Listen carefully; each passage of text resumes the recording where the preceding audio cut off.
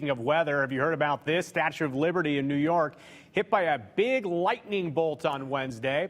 According to the photographer that took this photo, the photos were taken about 6 p.m. Eastern time yesterday from Liberty State Park in New Jersey. Powerful thunderstorm knocked out power to thousands in North New Jersey. Wind gusts reached up to 50 miles an hour during that storm. It's unclear if the Statue of Liberty sustained any major damage. Well, the shaking captured on numerous home security cameras across parts of New Jersey. A 4.8 magnitude earthquake hit New Jersey and could be felt from Maryland to Massachusetts at about 10:30 local time this morning. You can see people and pets reacting to the tremors. Earthquakes along the Atlantic seaboard are uncommon, but not unheard of.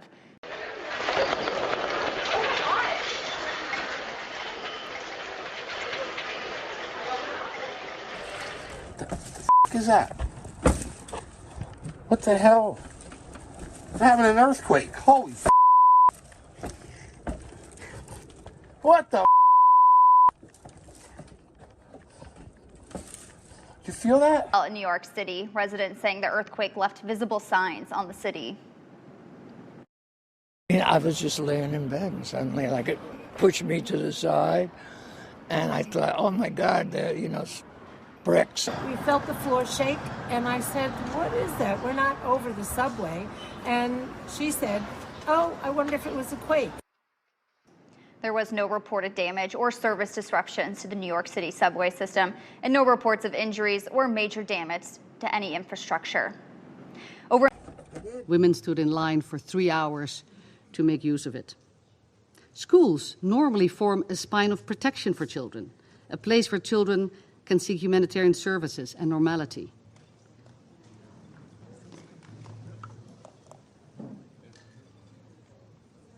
Go ahead. Education is... Wow. Earthquake. Is that an earthquake? Yeah. Well, education is... You're making the ground shake. Education is in many ways... Madam President, am I okay to continue? Education is in many ways life-saving. Well, now to some breaking news. CBS News has learned that U.S. intelligence believes Iran is preparing a major attack in retaliation for Monday's airstrike by Israel on the Iranian consulate in Damascus. Now, the U.S. has warned Iran in writing not to attack U.S. personnel and facilities. CBS's David Martin is at the Pentagon with these new developments. Iran's supreme leader held funeral prayers for the Revolutionary Guards killed by an Israeli airstrike, as both the U.S. and Israel braced for a retaliatory attack. U.S. officials tell CBS News Iran is making preparations to launch a swarm of drones and missiles timed around the upcoming end of Ramadan. The target is still unknown, but Israel is reinforcing its air defenses. The ways of retaliating can come from anywhere, including Iran, Israel's defense minister said, and we are preparing to face this matter. I think Iran will cast about for a relatively vulnerable target, perhaps an embassy somewhere abroad, something like that, maybe a ship at sea. Retired General and former Mideast Commander Frank McKenzie says Monday's Israeli strike against the Iranian diplomatic compound in the Syrian capital of Damascus was the most significant Israeli attack against Iranians since the war in Gaza began. It's a very precisely directed strike that took out key leadership, and I think it's hurt them quite a bit. 2 senior generals were among the 7 killed in what Iran considered to be an attack on its sovereign territory. Caught the U.S. as much by surprise as it did Iran, even though it was carried out by an American-built F-35 stealth fighter. The U.S. was quick to disavow any connection. We were not notified by the Israelis about their strike or the intended target of their strike in Damascus. Still, Iran has vowed to hold the U.S. as well as Israel accountable, and American troops throughout the Middle East have been put on high alert that they, too, might be attacked in coming days. Nora? David Martin, thank you very much. There is growing concern tonight about the continuing spread of the highly contagious bird flu in the U.S. As William Brangham explains, while federal health officials say the risk to humans is low, the virus has now spread to dairy cattle and sickened one person. William? That's right, Jeff. This strain of bird flu, called H5N1, has been sickening bird flocks across America for a few years now. Millions have been killed to prevent further spread.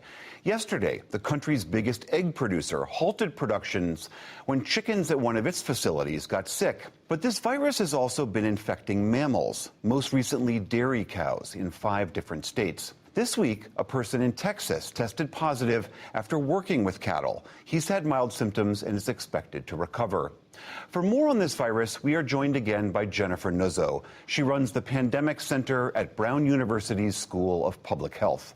Jennifer Nuzzo, so good to have you back on the program.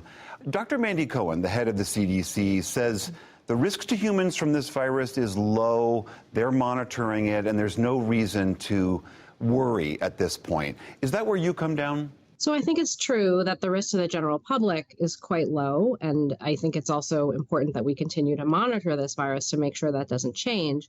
The one thing I do quite worry about is the risk to farm workers, people who would be exposed to the sick animals, because we do know that exposure to sick animals can result in human infection. And we've already seen that now to date.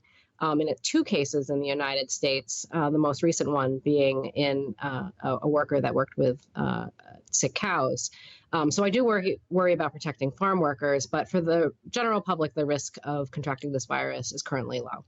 Let's talk about that infection. So this was someone who apparently had been working with cattle that had been infected with this bird virus. How should we see that route of infection? Because this does happen every now and then, a widespread infection amongst animals, and it jumps to one human. Yeah, so we've been tracking this virus for 20 years. And in the last 2 years, I would say, it has become a lot more concerning in terms of the number of species that this virus has shown itself capable of infecting. We've, historically called this a bird flu virus because it has predominantly affected wild birds and domesticated birds. But over the last 2 years, we've really seen the species range that has been affected by this virus grow quite a bit to include mammals. So that's quite alarming. This is also the first time we've seen it in cows. Cows haven't frequently been seen to get influenza A, which is the particular type of influenza virus this one is. So that is also, somewhat new and surprising.